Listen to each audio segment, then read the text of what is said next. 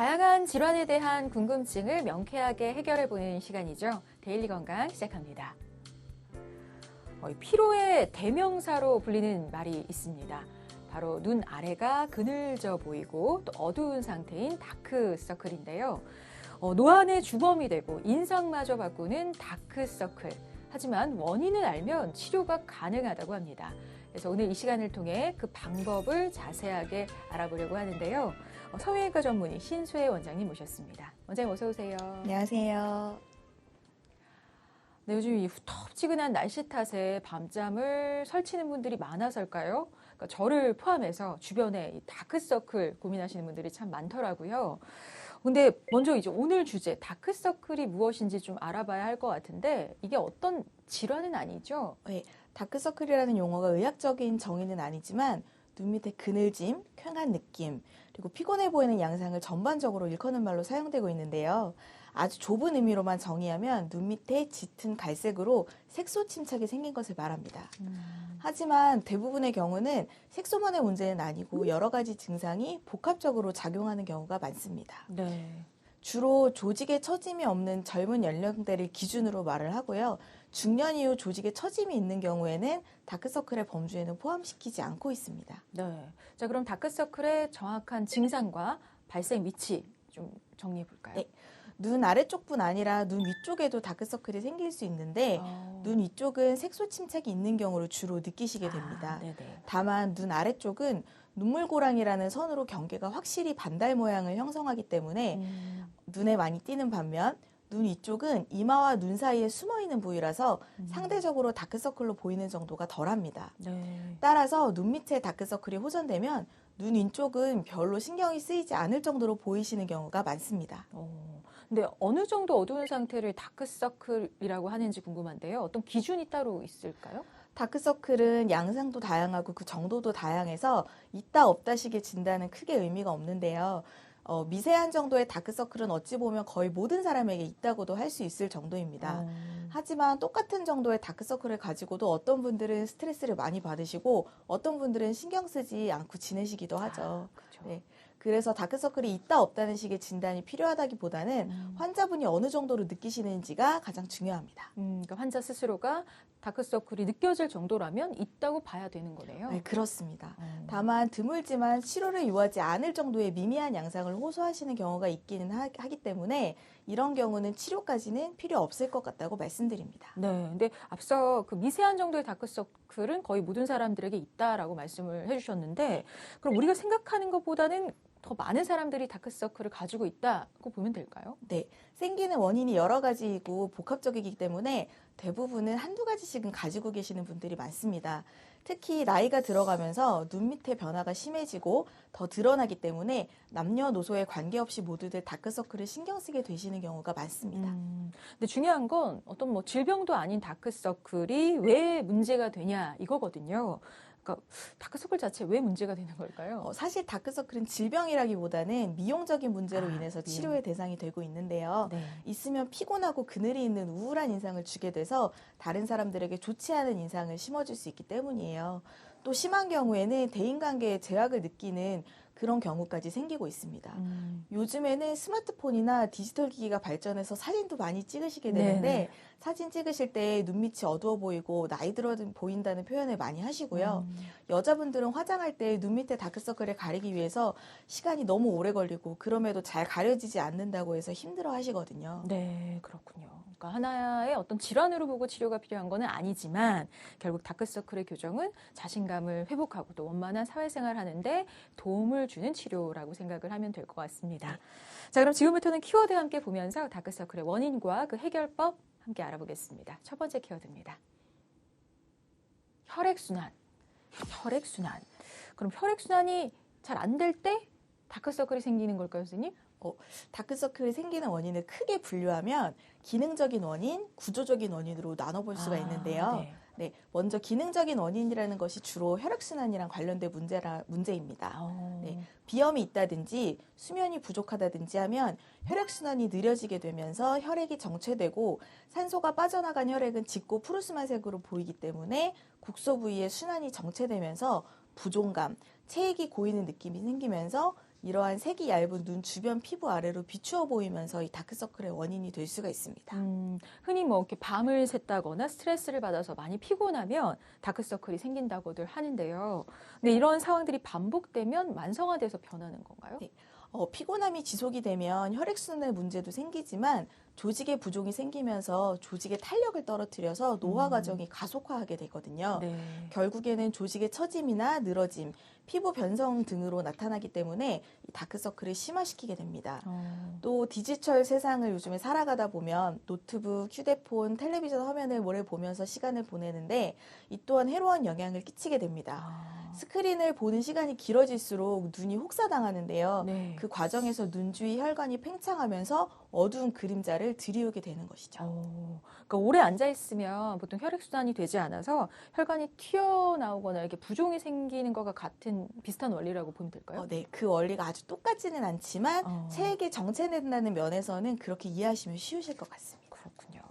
자, 그리고 이제 비염 등 다른 질병으로 인해 생길 수 있다고 하셨는데 그럼 없던 다크서클이 갑자기 생기고 또 심해졌다면 다른 질환으로 인한 건가 좀 의심을 해봐야 되는 걸까요? 네, 그런 경우도 있습니다. 비염이나 알러지성 결막염 같은 경우에는 어려서부터 증상이 있기 때문에 대부분은 오랫동안 이미 증상을 겪고 있습니다. 하지만 예를 들어 수개월 내로 갑작스럽게 체중 감소가 있으면서 얼굴살이 빠지는 경우에는 다크서클이 심해지는 경우가 있는데요.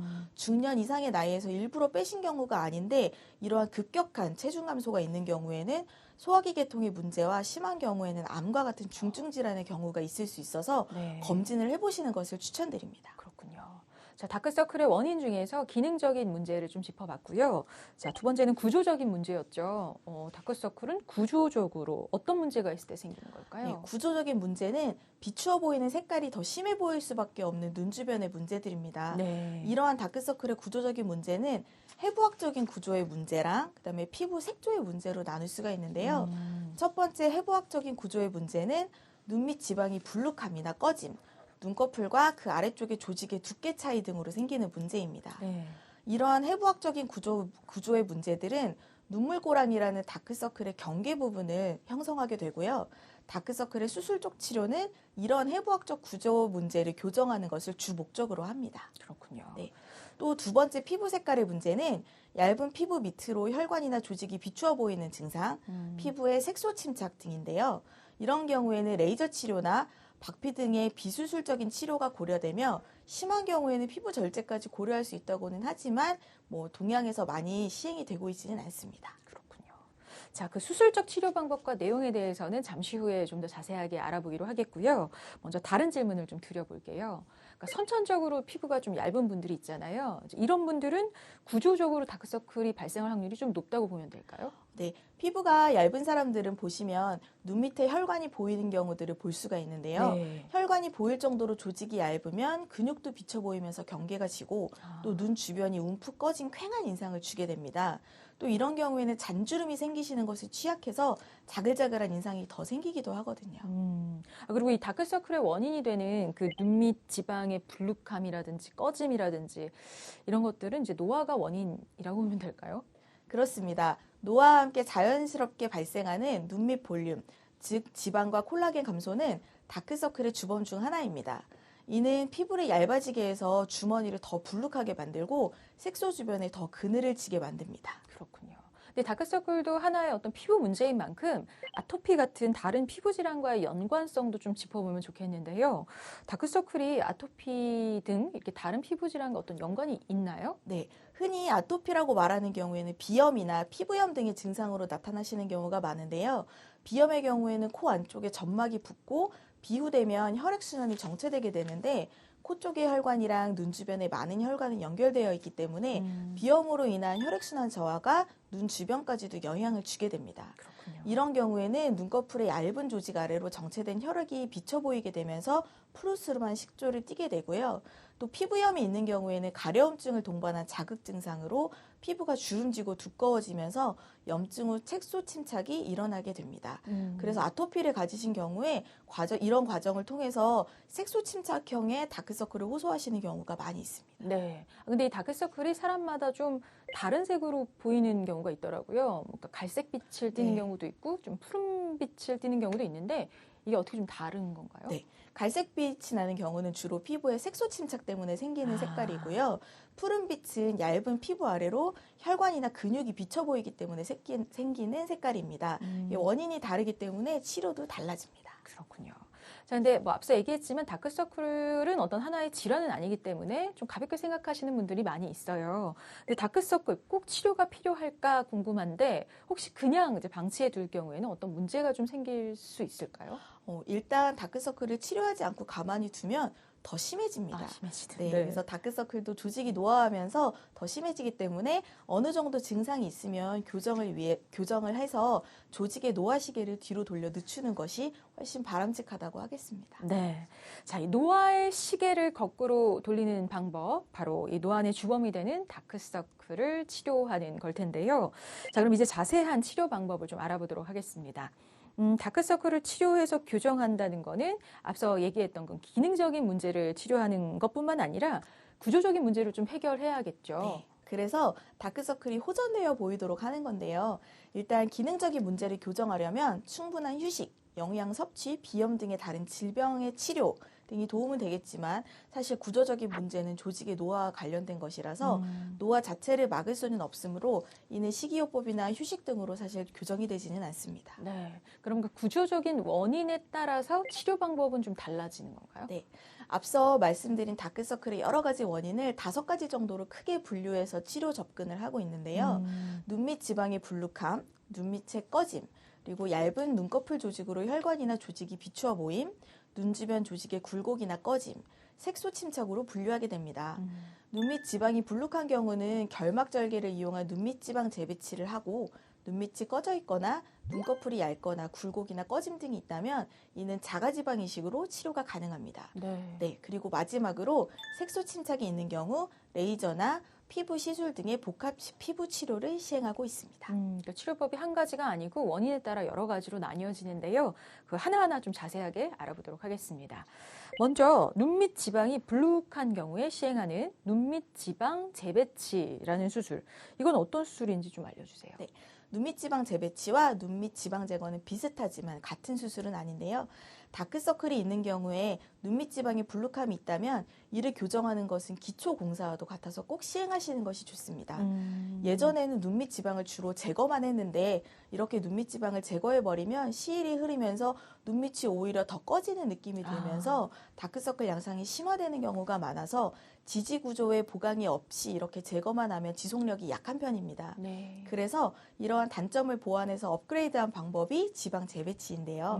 눈밑 지방의 양을 보존하면서 뭉쳐있던 지방을 펼쳐주고 지지구조인 안와 경막을 보강해서 다시 밀려나오지 않게 하는 방법입니다. 그럼 이렇게 눈밑 지방을 재배치하면 어떤 효과를 볼 수 있는지도 궁금하고 또 금방 회복할 수 있나요, 선생님? 네, 일단 눈밑 지방의 불룩함이 없어지면서 눈물꼬랑의 개선 효과가 아주 좋습니다. 게다가 재발률이 낮고 절개 부위가 눈 안쪽의 결막 부위여서 흉터가 없고요. 회복이 비교적 빨라서 탄력 상태가 좋은 젊은 연령층에서 많이 시행되고 있습니다. 네.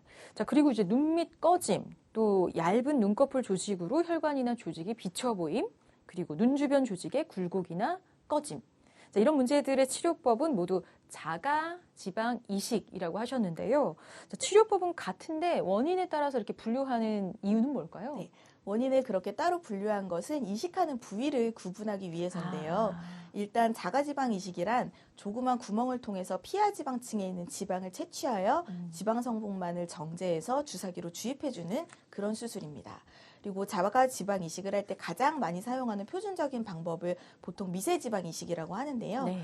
이런 미세지방 이식 방법을 이용할 때 다른 부위에서는 사실 별다른 문제가 발생하지 않지만 눈꺼풀 조직은 조직이 매우 얇기 때문에 아주 조심스럽게 이식한다고 하더라도 눈밑이 불룩해지거나 이식된 지방이 울퉁불퉁하게 보이는 부작용이 발생하는 쉬운 부위입니다. 네. 그러면 이런 부작용이 좀 발생하지 않도록 원장님께서는 주로 어떤 방법을 좀 쓰시는지. 이런 경우에는 이마나 턱처럼 지방 알갱이를 살려서 이식하게 되면 만져지거나 뭉쳐지기 때문에 지방을 아주 작은 입자로 만들어서 조심스럽게 소량 주입해야 합니다. 그리고 무조건 얕게 넣는다고 해서 표면의 개선이 이루어지는 게 아니라 오히려 부작용이 더 발생할 수 있기 때문에 그 증상과 위치에 따라 적절한 깊이에 넣어주는 것이 중요합니다. 그렇군요. 자, 말씀하신 것처럼 눈꺼풀 부위는 피부도 굉장히 얇고 또 눈 주위 피부는 특히 예민한 부위로 알고 있거든요. 자, 지방 재배치나 이식 같은 수술을 받을 때 그래서 이제 흉터가 남지 않나 좀 걱정이 되는데 어떨까요, 선생님? 많이들 걱정하시는데요. 다크서클 치료의 경우 대부분은 피부 절개가 없고 결막 절개나 지방 이식 같은 경우 바늘구멍으로 이루어지기 때문에 상처 자체가 바깥으로 남지 않습니다. 네. 자, 그리고 다크서클 치료의 경우 뭐 색소 질환과 치료 방법에 어떤 차이가 있나요? 색소 질환에 대해서는 주로 레이저 치료가 이루어집니다. 레이저. 하지만 다크서클 부위의 색소 침착은 색소 자체도 문제지만 피부의 주름짐으로 인한 피부결의 변화가 있는 경우가 많은데요. 다크서클이 좋아지려면 이러한 피부결을 좋게 만들어 주어야 해서 레이저 단독 치료만으로는 효과가 미미한 경우가 많아요. 네. 그래서 한두 개의 레이저와 보톡스, 콜라겐 부스터 등을 함께 사용하고 심한 경우에는 화학 바피를 병합하는 등 피부 타입에 따라서 복합적인 치료가 시행되는 경우가 많습니다. 네. 자, 그럼 구체적으로 어떤 레이저를 이용해서 치료하는지 알려주세요. 네. 눈 주변의 혈관 비침이나 근육이 붉게 비치는 경우에는 혈관 레이저를 사용하고요. 색소가 있는 경우에는 멜라닌 색소를 타깃으로 하는 색소 레이저를 사용합니다. 또 잔주름의 경우에는 고주파 계열의 리프팅 장비를 사용하는 것이 좋습니다. 그럼 이런 레이저 치료의 경우는 기간을 어느 정도 잡아야 될까요? 혈관이나 색소의 경우에는 장기전이 될 수 있어서 적어도 5회에서 10회 이상의 치료를 권장드려요. 네. 잔주름의 경우에도 레이저 시술의 경우에는 한 번에 끝나는 게 아닌 이 시술의 연속성을 확보하는 게 중요해서 6개월에서 1년마다는 시술을 반복하시는 게 효과가 좋습니다. 네.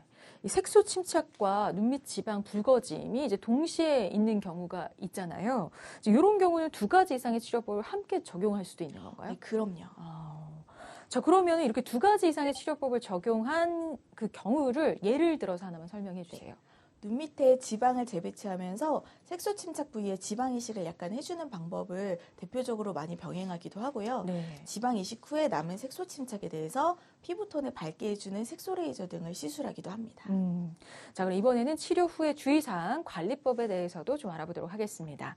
일상생활 복귀는 언제부터 가능한지, 또 빠른 회복을 위해서는 어떤 점을 좀 유의해야 하는지 알려주세요.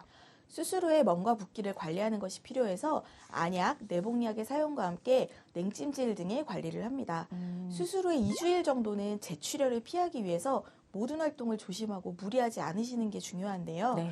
음주나 흡연을 피해야 하고 심한 운동이나 무거운 물건을 무리하게 옮기는 등의 행동도 주의하시는 것이 좋습니다.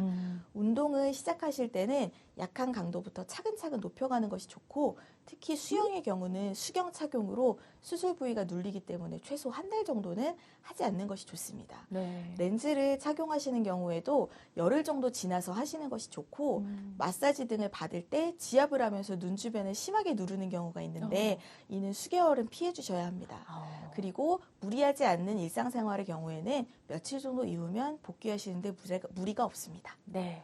자, 이 다크서클을 교정할 수 있는 치료법까지 알아봤는데요. 이제 두 번째 키워드로 넘어가 볼게요. 치료 후 부작용. 그렇죠. 아무래도 눈가는 좀 예민한 부위다 보니까 치료 후에 이렇게 뭔가 부작용이 생기지 않을까 많이 걱정하는데 어떨까요? 다크서클의 교정 방법이 한 가지가 아니다 보니까 각 시술별로 부작용이 생길 가능성이 있는데요. 눈밑 지방의 교정을 위한 지방 재배치 수술의 경우에는 결막 절개를 하기 때문에 흉터가 보이지 않아서 흉터 문제는 없지만 안검 외반 혹은 퇴축이라고 해서 눈꺼풀의 위치가 아래쪽으로 떨어지는 부작용이 있을 수 있기 때문에 이러한 부작용이 생기지 않도록 조심해야 합니다. 네. 일단 저교정으로 불룩함이 완전히 없어지지 않는 양상을 보이는 있는 경우도 있는데 이런 경우에는 간단한 재교정 수술을 해드리기도 합니다. 그렇군요. 이제 우선 근데 결막 절개란 어떤 수술법인가요? 결막 절개는 우리가 아래 눈꺼풀을 이렇게 뒤집었을 때 안쪽으로 보이는 빨간 점막에 절개를 넣어서 안아 지방으로 접근하는 방법입니다. 네, 근데 아까 부작용 뭐 안검 외반 퇴축 뭐 이런 게 있다고 하셨는데 이거 좀 자세하게 설명을 해주세요.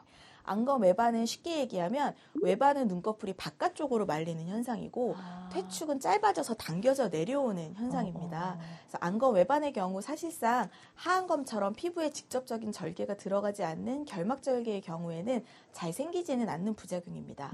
하지만 지방을 잘 풀어주지 않고 억지로 당겨서 재배치하거나 출혈이 많았던 경우에 퇴축은 생길 수 있습니다. 그렇군요. 자, 어쨌든 이 지방 재배치 수술의 경우는 너무 과하지도 또 부족하지도 않게 하는 게 핵심이겠네요. 네, 그렇습니다.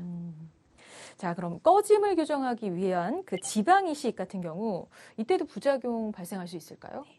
앞서 말씀드린 대로 이식된 지방이 뭉쳐지는 경우가 있을 수가 있는데 뭉쳐짐이 작은 부위면서 심하지 않은 경우에는 간단히 주사 시술로 풀어드리는 경우가 있고요. 경우에 따라서는 다래끼 제거하는 것처럼 결막 절개를 이용해서 제거해 주기도 합니다. 그리고 이외에 비대칭, 감각 이상이나 저교정이나 과교정 등의 문제가 있을 수 있습니다. 그렇군요.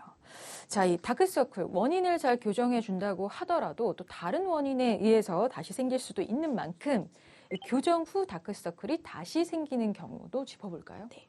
다크서클의 교정 수술은 눈밑 지방재배치 수술이나 지방 이식이 주를 이루는데 눈밑 지방재배치로 교정했던 눈밑 지방도 나이가 들면서 주변 조직이 처지게 되면 다시 생길 수 있으며 이런 경우에는 피부 절제를 이용한 하안검 성형술을 시행하게 될 것입니다. 네. 또 지방 이식의 경우도 이식된 지방이 노화하면서 볼륨이 감소할 뿐만 아니라 눈밑 부위가 원래부터도 나이가 들면서 꺼지는 부위이기 때문에 꺼진 느낌이 다시 생길 수 있습니다. 그렇군요. 꺼짐이 생긴 경우에는 탄력이 유지된다는 전제하에 이식이나 볼륨을 보충하여 주게 됩니다. 네. 자, 다크서클에 대해서 알아보고 있는 데일리 건강 이제 마지막 키워드 확인해 보겠습니다. 꿀잠.